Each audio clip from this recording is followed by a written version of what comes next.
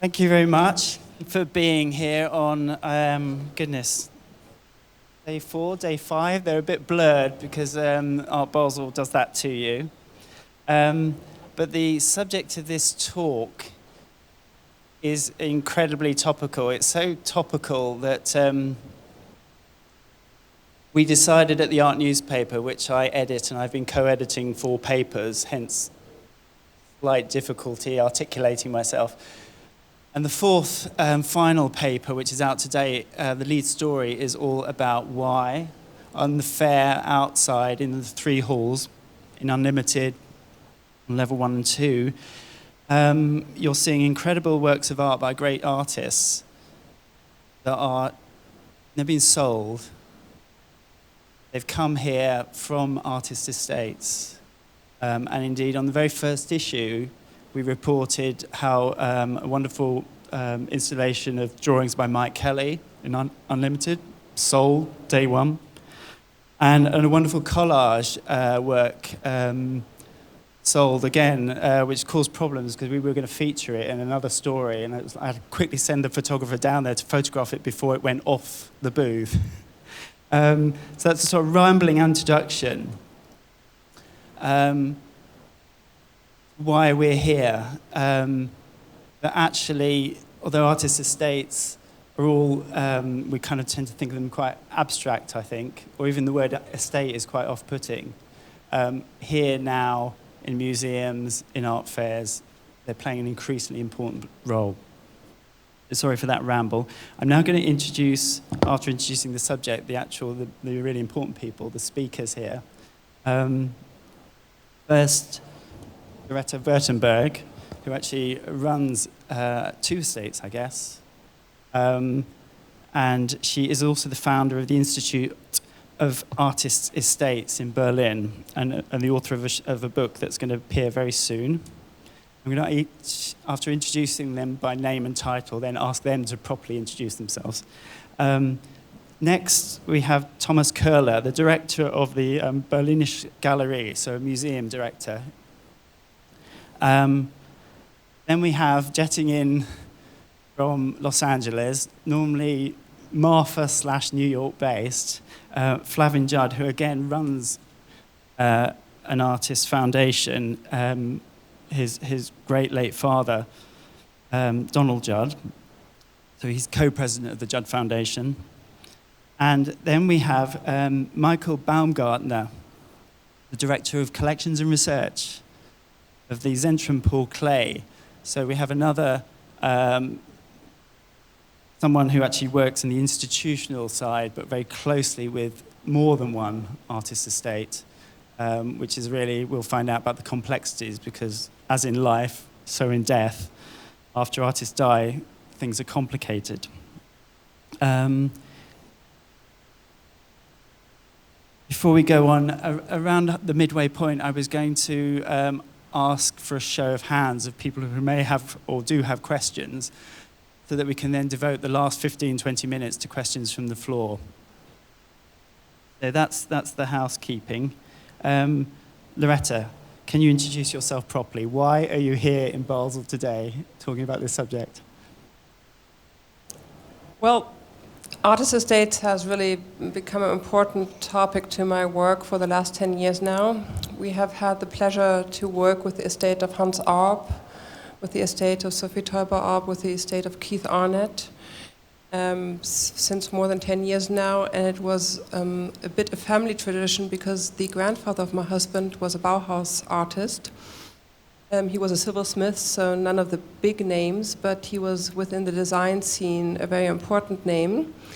And this estate was managed by my father-in-law and since a couple of years by my husband. So we know the inside perspective of the family member, at the same time the outside perspectives of helping estates work through their needs and issues.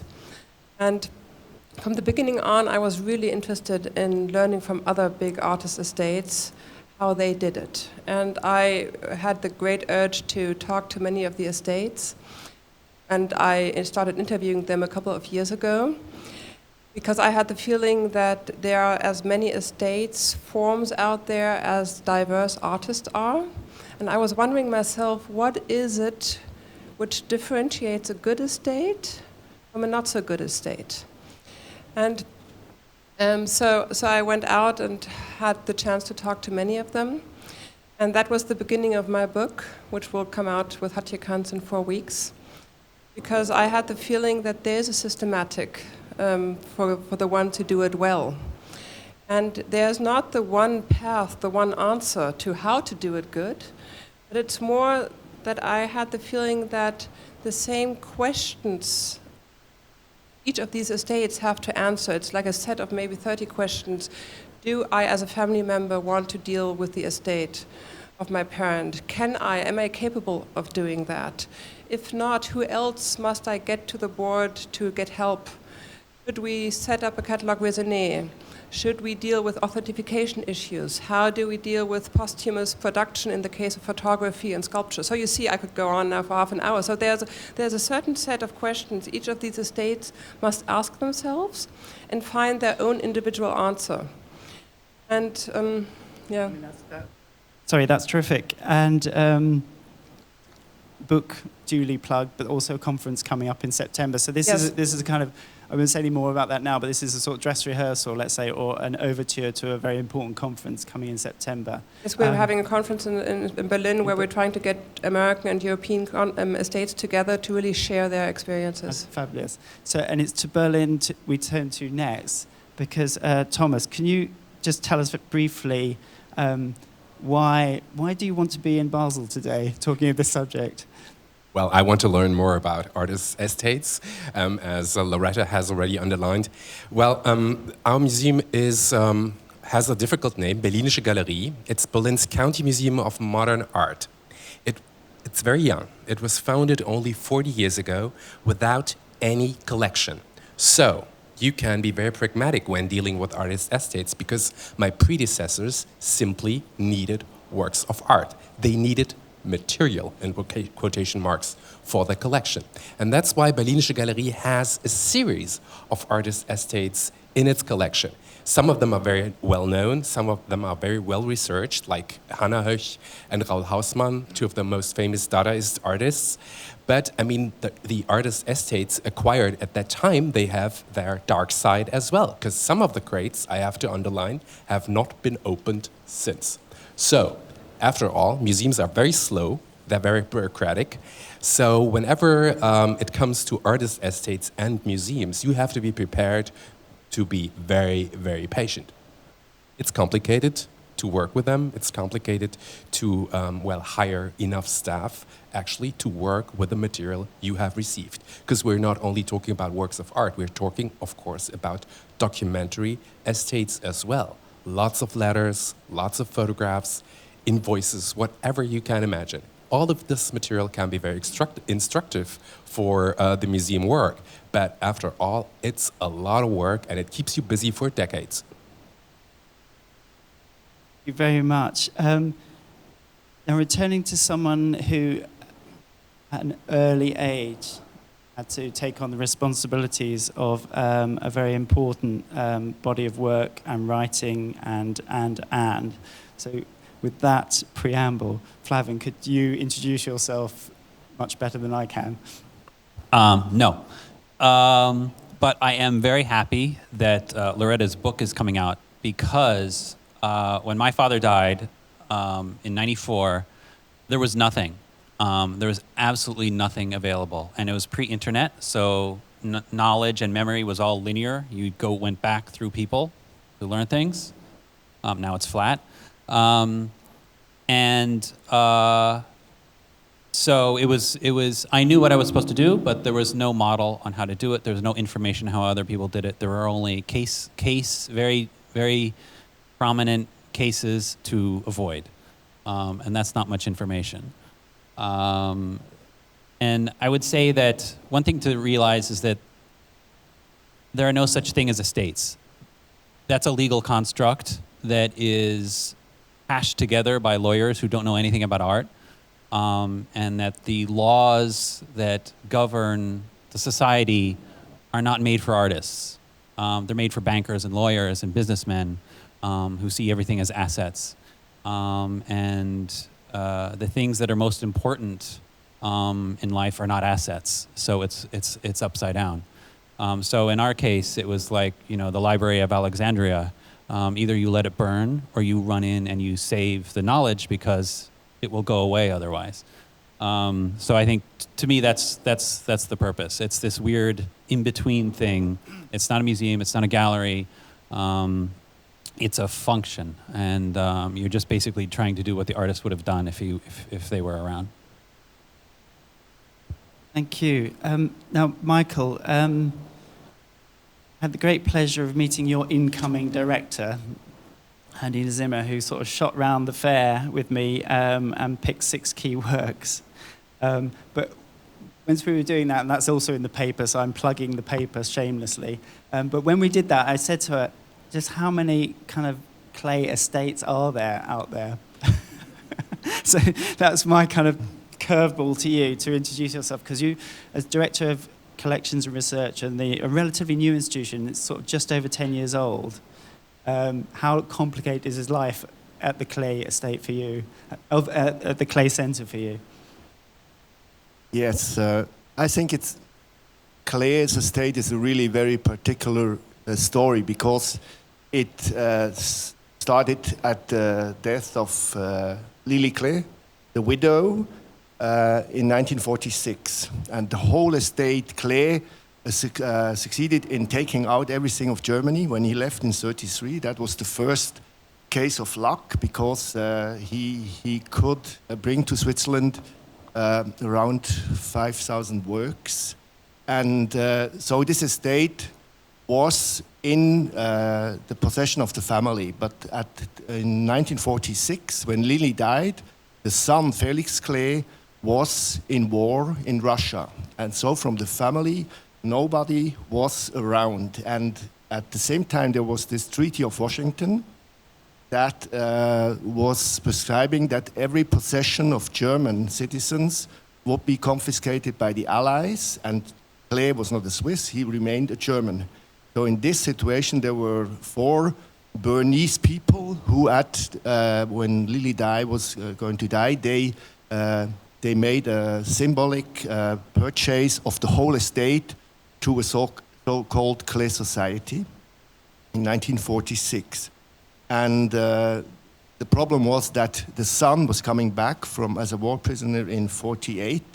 So there were like 2 estates at this time, and there were processes, and they were really going to court for this item. And in 1952, they separated this whole Klee estate in 2. There was the son, Felix Klee, and there was the Klee Society or Klee Foundation. This was an institution in the 60s and 70s. It was more or less just one little department in the Museum of Fine Arts.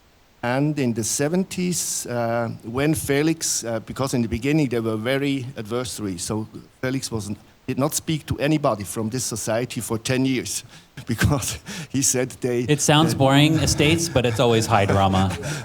Yeah, but I think it is so. But he came back to Bern, so there were like 2 rounds for Klee. There was Felix and there was the foundation. But they were getting nearer and nearer together. So even Felix became the president of this Klee Society Foundation. And parts of the estate, let's say half, was in his possession, and the other half was in the foundation.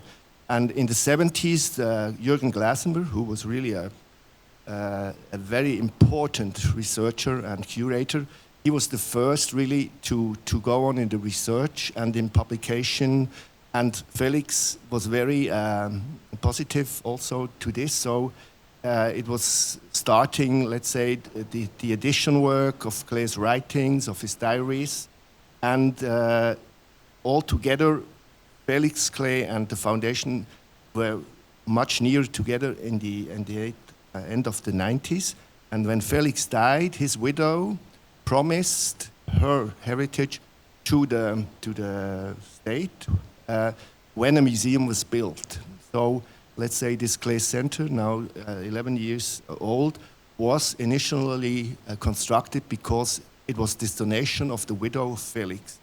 So it is really nowadays we have still this whole estate coming from 46 with some small exceptions because this society in the first 2 years they sold works to Nierendorf, to Valentin, to the States, and Felix was not happy about this, but since then the whole estate remained together and all the writings, they're practically no, let's say, important material which is not in this estate.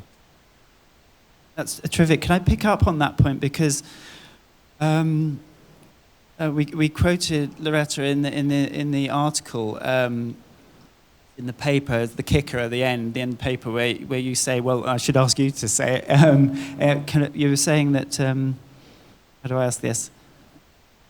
When an artist dies, you kind of described their estate as their most important last work. It's always difficult for anybody, especially for artists, to deal with your own death. Difficult to think about the time when you're not around longer. And when we work with living artists who we consult in setting up the estates for them, we sometimes try to get around this inner blockage of dealing with that by doing a little, not game is the wrong word, but a little setup, trying them to imagine that setting up their own legacy is their last great work of art they can leave. And I really think it's one of the most important tasks of an artist at some stage of his life to deal with these questions, because there are so many really horrible examples out. What happens if an artist does not leave instructions, does not leave a will, and nothing is worse to an estate than if heirs fight, if widows fight, and then I often have the feeling an artist can really die a second death if his estate is not managed well and destroyed through fighting. And I mean, it was Picasso, I think, we're just talking about that. He's a great example. He always said he would be afraid of setting up his will because he would have the feeling the moment he sets it up, he will die. Flavin then said, when we talked about it, he was probably just trying to avoid dealing with all his illegitimate children. Well, in any case, we know the history of the Picasso estate, how many decades it took to get the legal parts ready. And I think it just shows that each artist should really try to see it as his last great work to get motivated to deal with it.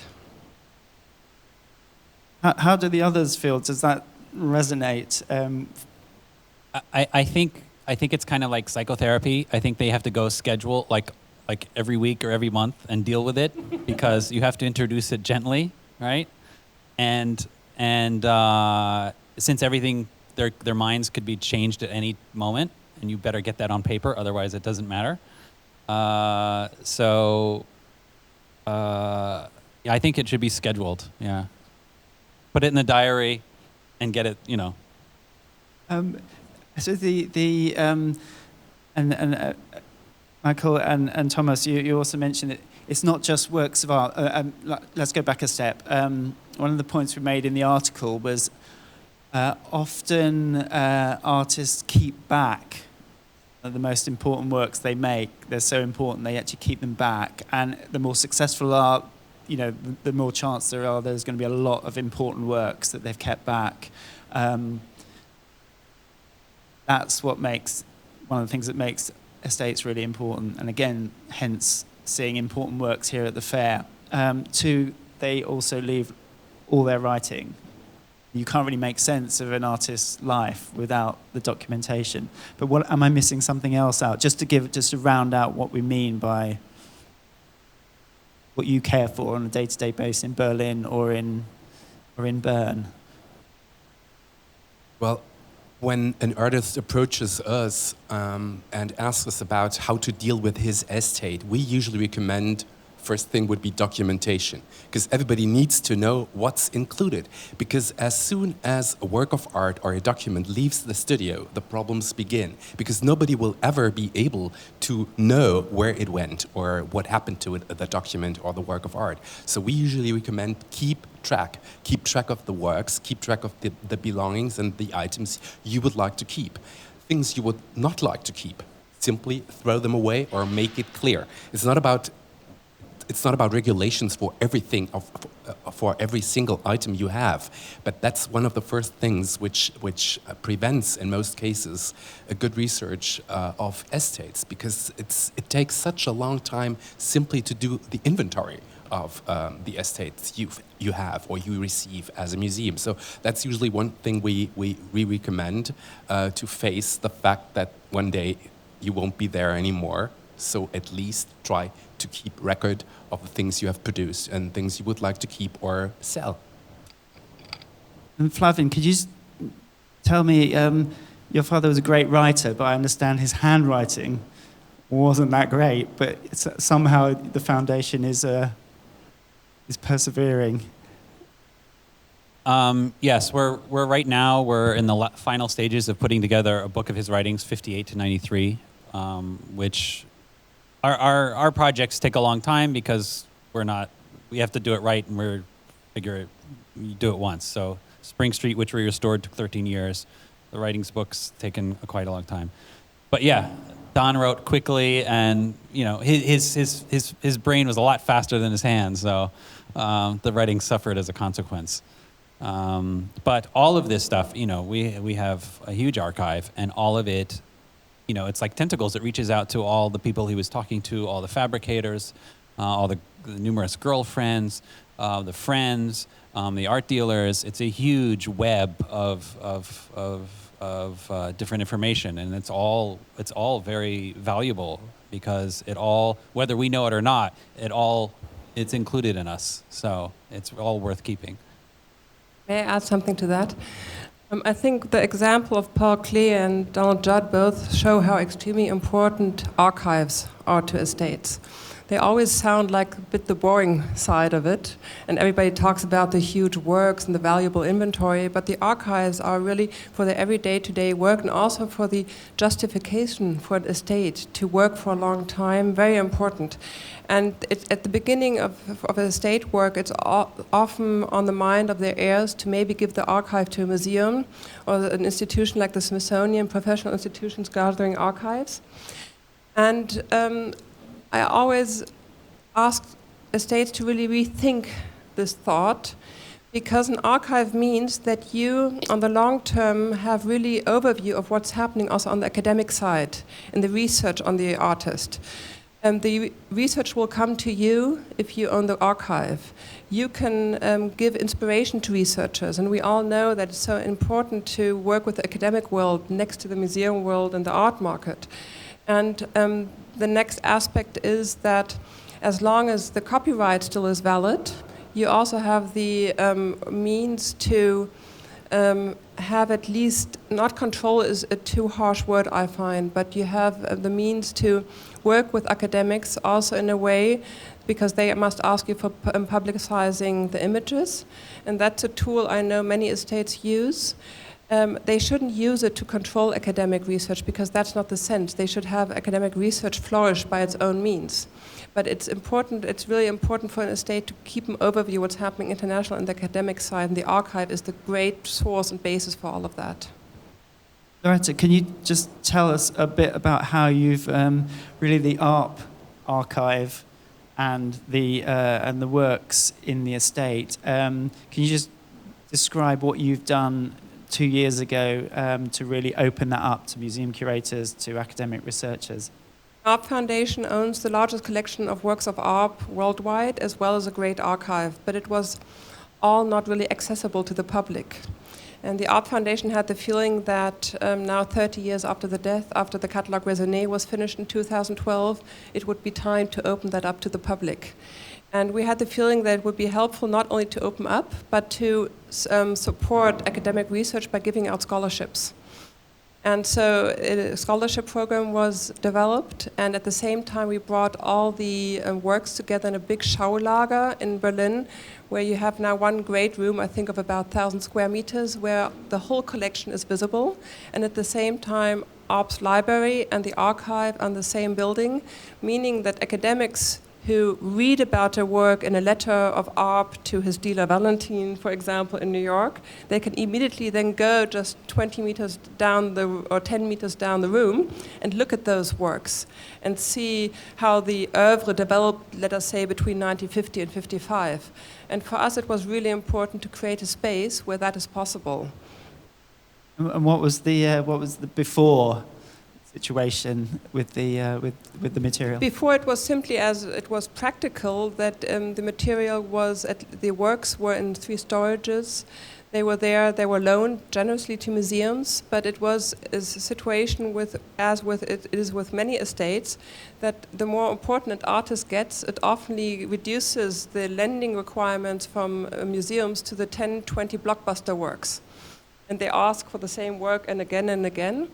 And we thought it would be much more exciting to also give curators inspiration to look at undiscovered aspects of the work of art, but later works, earlier works. And by opening up those boxes and bringing everything in one room and having it accessible to the public, curators now can wander through the collection and get inspiration. And we really see an effect already. We have 2017 planned the Berg exhibition at the Köhler Museum, then 2018 at the National Museum. And I think these exhibitions wouldn't have existed if the Schaulager wouldn't have opened 3 years ago.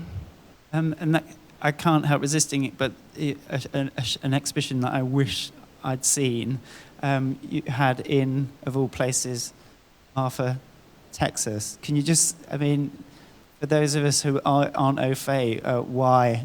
What the hell? Why? Why does that happen?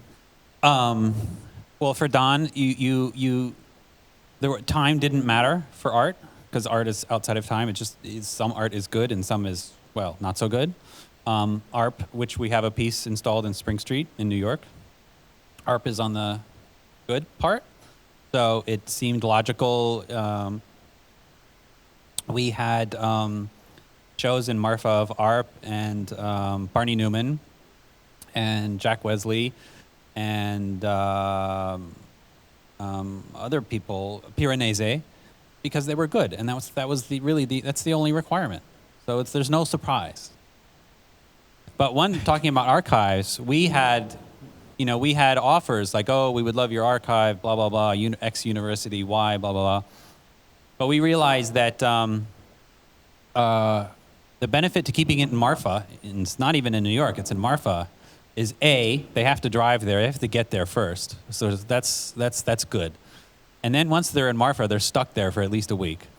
And then they wind up going to see all the spaces. So it forces them to see the spaces as they're looking at the archives, because if you separate those things, you're really missing a huge amount of information. And if they're really interested in information and in the artist and the works, then they should be looking at everything at once.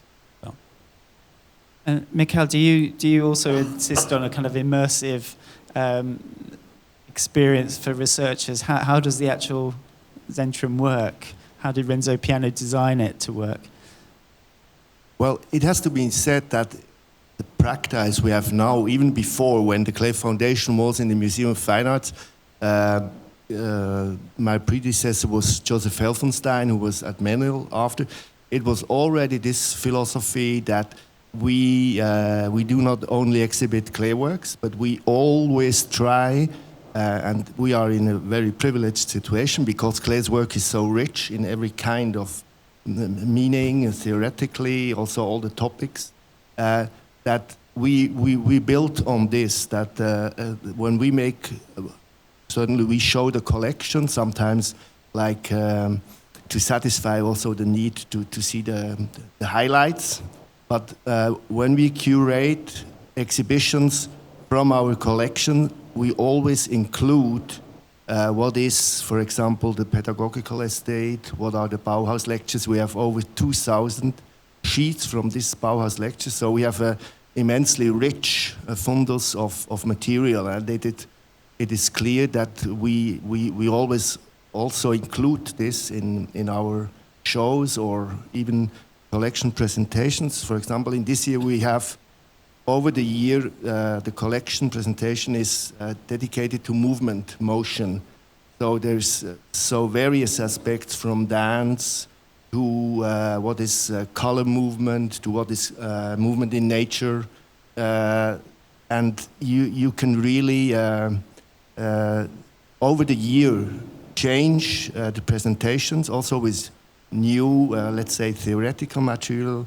And that is spoken because for Klee Center it will be tragic only to exhibit clay works over the year. And I think this is a very important concept of our institution. And Thomas, how in Berlin, with your multiple collections, or your collection of collections, what are the ways that you can encourage sort of really interesting, novel, new research? Well, I think it's important to underline that we have been talking about very big names this afternoon, like Judd, Klee, Arp, Picasso was even mentioned. But I mean, we have to face reality. Not everybody has created such a legend in the history of art, and not everybody still plays a role on the market. And that's a very important factor. I mean, how to fund the research on an artist's archive. So if the artist still sells, fine. But of course, we all know that the reception of an artist can change drastically. I mean, if you look, for example, I mean, that's one of our topics, at the painting created in Berlin in the wild 80s, like the young wild ones, you know. I mean, they would go for like crazy prices on the market. Today, rather problematic, but they're still alive. So what will happen with all these huge oil paintings they have produced? So that's a question which is for me very pressing, you know, because who will take care of these works? I mean, are we going to tell them to destroy them? Or what am I supposed to tell them? Because we cannot keep like 400 paintings of each of these painters. That's impossible for an institution. So the next question would be, well, found another museum? Certainly not. I mean, who's going to pay for that? Because, I mean, there are also, there are so many problems, I mean, facing somebody who has to deal with an archive or an artist estate. So we tend to recommend that medium range of artists really to make a selection. To make a selection, which is for Museum 1, which is for Museum 2, which goes to the market again. Sometimes the market is destroyed. It's not there anymore. So you really have to recreate an interest in the public. So it's a variation of problems you're facing. It's relatively, I'd say, it's relatively easy if you're dealing with a legend of art history, you know. But it becomes more problematic if it's a lesser known person.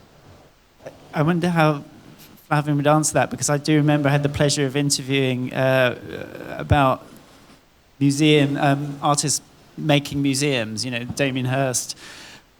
And so I realised, you know, I asked your sister about saving Spring Street, really, and you know, and sometimes asking dumb questions, even though gets an interesting answer. And it was like, well, you know, did you ever think? I mean, surely there would be universities who would dearly love to sort of to work in association, or, you know, in Britain it would be, you know, the National Trust, and her answer was really quite blunt about what the thought of going into partnership with another, with the government even, to preserve Spring Street. There was no interest. From the very beginning, it was very clear either we had to do it ourselves or it wouldn't happen, and that's true for everything. I mean, I'm designing catalogs with a designer because I don't trust other people to do it. Yes, for control freaks, but that's what gets stuff done. So, but as I said, the problem for the government is that the laws are written by lawyers, and lawyers don't know anything, which I found out, except their very narrow practice. So for instance, in the United States, if you're an artist and you want to donate your painting to some entity, you get a tax deduction for the materials. So, okay, so if you're a painter, you know, Barnett Newman, you know, he would have gotten $5 as a tax deduction, while the collector who bought that at the same time and donated it would have gotten $100. But when the artist dies, all of a sudden that worthless painting that the government would refuse to recognize of value becomes incredibly valuable because now they get to tax it. So, you know, the whole system is set up against artists from the very beginning. So, you know, we did talk to some universities for various things, but there are too many compromises. So in some cases, it makes sense. Some artists who have been forgotten but deserve not to be, a university is exactly what they need. So it's a matter of scale, and you have to figure out what works. And it's all just problem solving. I mean, there just happen to be a couple of trillion problems to solve. But they're all just problems to solve. So you have to just in each case find the best answer. I think both remarks were really helpful because it shows, even though you sit on a work of a master, even the Judd siblings had to figure out really how to do it and bring together. They had to have art historical knowledge, they had to have management knowledge, they had to have knowledge on how to deal with the legal side. And all that applies for the big master, but it also applies for the small masters or the mid master, or how you would call them. And I think it also shows that estates can't rely on public support. Neither the big ones nor the small ones. I mean, we in Germany, we have initiatives trying to fill that gap. We have something like Brauweiler, which is a public institution near Cologne, which has opened up and funded by the state to take in mid-sized artist estates, but they're full already after a couple of years, and they don't know how to go on. And I think if you think about your own estate planning, if you're a big one or a small one or a mid-sized one, it's always you have to find concepts, also financial concepts, how to self-sustain you. There are no subsidiaries for estates. And when doing the research for the book, it was really interesting because we also looked at the small ones. And there were some really interesting solutions to that. For example, the Erhard estate, which is the estate of a German photographer, he also passed on to the estate the house he lived in. And so what they did is they rented out simply the ground floor, and through the rent income, they fund their own archival work. And I've seen quite a lot of situations where people use real estate as a source of income and don't use that for their personal income, but use it to then fund the real estate work, not the real estate work, the archival work on the estate. And so that's just one example that also as a small estate, if you look cleverly and really try to get a bit of business sense to the topic, you can find solutions and you cannot rely on subsidiaries. But you have to start early. The problems that happen when the artist ignores everything and it becomes this huge issue when they die. But if they had simply like hired a lawyer and an accountant and painfully sat down with them once a month, it wouldn't have been an issue. And it helps if you invest in real estate, so yeah. I mean, I can't help about how many times, Flavin, were you told or advised that you should cash in on Spring Street? That's one of the first things that at one point, I had the Attorney General of Texas, which is the highest lawyer in Texas, telling me I had to sell Spring Street. And Rainer and I were basically telling the Attorney General, well, fuck you don't know anything. That didn't go over very well. But fortunately, the building was in New York. He couldn't do anything legally. But it got that bad that a lot of people, who I won't mention, just saw it as a cash cow, and they didn't care about anything else. And any artist listening, this will happen. It's not a question of when or if or who. It'll happen. It doesn't matter. Somebody will see the stuff as assets, and they'll want them. And somebody will work very hard to destroy everything made because it can simply become an asset. And that's one of the biggest dangers because it's ridiculous. It was ridiculous to sell Spring Street then, and I even did a whole financial presentation demonstrating that it was stupid just from a financial standpoint in order to make the argument. But again, you have to figure out the problems early and head them off before they become really, really, really big problems.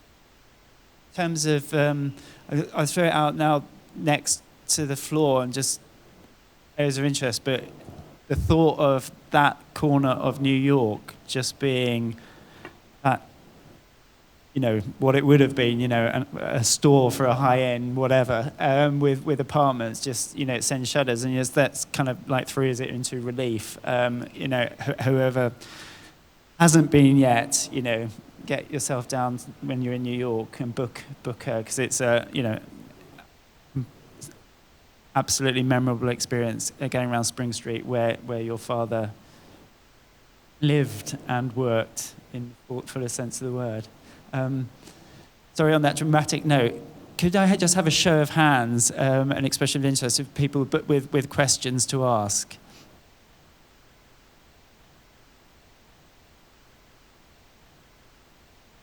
Come on. it's the Any language. I think we got it all covered. Perfect. We've got someone at the back to break the ice. Could you just introduce your name briefly and your rank and title? So, artist. My rank? Artist. Serial not your number. rank. Serial number. Artist, curator, gallerist. Just so we know where you're coming from, please. Okay, inheritor of an artist's estate. My name is Vida Burkhardt. So, how do you fund your estates? Do you sell a Donald Judd every once in a while? How does it work? Me? Yeah, or I'll open it to everybody there. It was difficult because when Don died in '94, the art market had crashed in '91. So right after he died, there was $200 in the bank account and about $10 million in debt. So that was a really big problem. And at that time, we very slowly sold works. We didn't have any employees. We just, didn't spend any money. And then now, much, much, much later, we raise money for doing things like fixing Spring Street, for fixing the buildings, which is unending. I mean, we fix Spring Street now. We'll fix the buildings in Marfa, and then probably we'll have to go back to Spring Street. It's like painting the Golden Gate Bridge in San Francisco. You just never stop. So it's a combination. We sell works occasionally, but we also fundraise for specific projects because it's important. You bring people in, they have interest in certain things, and we simply don't have the funds to fix and do everything we need to do, and we have a really long to-do list. We as the Art Estate, we have 3 sources of income. The most important is one that from time to time works are sold. The second one is copyright, which is not a huge amount, but it does contribute to the income. And the third one is that it's also a much smaller amount, but it's also a bit reimbursing for the work the estate invests in, especially the archival work, is that we get fees for authentication processes. And I think these 2 examples show how immensely important it is as an estate to also work actively with the art market, because it's in the genuine interest of an estate that the value of the work rises, so you have to sell as little as possible and as much as necessary, and the more valuable it gets, the more you can keep in the estate, because with selling one work you can maybe fund a year or 2. But that's a whole new topic. I mean, but just to throw it into relief, when we think of Henry Moore and Hans Arp, there's quite a marked difference, not in them as artists and their contribution to modern art, but really their market prices. Would you sort of just agree with that? Absolutely, it's a fact. It's something we've been trying to work on now for the past 7 years. That was one of the reasons why we teamed up with Haus an Wirth. I think it's now 4 years ago. It was important for us to get market players supporting the oeuvre, to reposition him in a way that he, as I find, gets the right value. And there has been a rise, but it's still a work ahead, and it has also to do with museum shows at the same time as working with the right galleries. And it's an uphill struggle, which and you really, with estates, you have to be very patient. You have to think in decades. It's you can't think in short-term cycles. To Mr. Judd, can't you act on a political basis to change the legal rights for such problems for artists in the United States to contact politicians? And the second question, are you happy that we have a building near the train station which has the architecture of Donald Judd, the Bahnhof Ost? We have this building in Basel. I'll answer them in reverse order. Yes, I'm very happy about the Peter Marion house, and because I remember I was there when he was designing it, and it was all going on, and it was a huge project for Don because it was his huge first architectural commission outside of his own works. Is this the post office train station over here? But slight digression, but I spent a lot of my teenage years in Switzerland, so to me it was a third home. So it means a lot. Now, have you been watching TV and seen Mr. Trump recently? So this is he's crazy, but he's not any dumber than your typical U.S. politician. So when you go to the U.S. politicians and you say, you know what, this is unjust, you should do something about it, they want to know how much money you've contributed to their campaign and how much you can influence other people to vote for them. So it's like the mafia. If you don't have anything to contribute, they're not going to protect you. So there's not much we can do as a foundation to change the laws because the art is unrecognized as a value within the capitalist society, even though from a simply monetary point of view, it's incredibly valuable. It's still not seen as a value to the society. They rather deal with, shoes. So we don't get very far.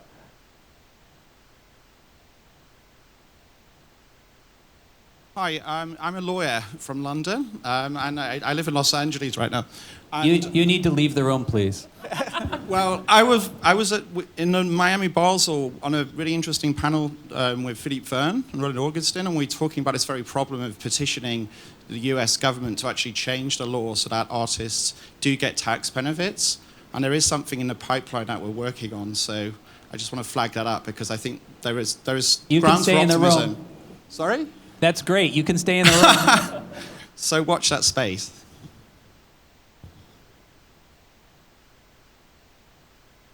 While you sort of think of your next question, dear audience, I'll just throw in one. Does this mean that in the archive didn't Donald Judd hang a certain flag outside of Spring Street in the 1960s, 70s to show his protest against what was going on in Vietnam? I think, is that apocryphal? He had a inverse flag made. So, right. So Jasper Johns has a print where it's a U.S. flag in inverse colors. It's orange and green. Don made the actual flag and put it in Spring Street as this was, this would have been during, Vietnam would have still been on, Nixon would have been president. If you read the book that's coming out, there is plenty of explanation why Don hated the U.S. government. So, and in his own words, yes, so. Thank you. Now, we're getting towards the finishing straight, last 10 minutes, so will that encourage any other questions, or can I? One question. Yes, hi, I'm Amelie Ebbinghaus from the Art Loss Register. I was just wondering whether you, Mrs. Würtenberger, could give us a very brief overview of the upcoming conference you are planning in September. The conference was really, for us, very important because we had the feeling that there are not many platforms for heirs and artist estates responsible people to get together and learn from each other. And so we've set up the Institute for Artist Estates, and this will be our inaugural conference in September, and we will do it every 2 years again, where we invited really estates more or less from all over the world to discuss among each other what issues they face and what solutions they found and they didn't find. And we're bringing together estates from America with European estates. In the research, I found out that many American estates are a bit more professional already, which has to do with the fact that these super rich artists dying in the early 90s, like de Kooning, Lichtenstein, etc., they left organizations which really have the size of a mid-sized company from their financial power and were able to set up professional management structures which are simply ahead of what we've been seeing in Europe the last, let us say, 15 years. I think with the death of Polke, we for the first time have in Europe a real superstar. He was his greatest own collector. He left works, I think, worth more than $1 billion. So there we have for the first time an European estate which will, when it has found its final form, match the level of the American estates. But that means that in America there has been much more a practice of very professional estate management. And so we invited estates like the Rauschenberg Foundation, like the Mike Kelly Foundation, to share their experience with European estates. And it will be a 2-day conference on September 14th and 15th. Details can be found on the Institute for Artist Estates webpage. Thank you very much. Well, I really want to thank all our speakers. Thank them very much for bearing with me. One of the downsides of editing daily newspapers, for me anyway, is I muddle up names. So I've been on tenterhooks. Next panel will be collectors' estates. No. Hopefully I got through this without muddling up anyone's names. But so from the bottom of my heart, sincere thanks for you bearing with me with rather gaga chair. But thank you for this really. I mean, this subject, as I say, is. We'll be covering it extensively in future issues. Let's say enough. I'll end on that note. Thank you very much. Thank you, Javier.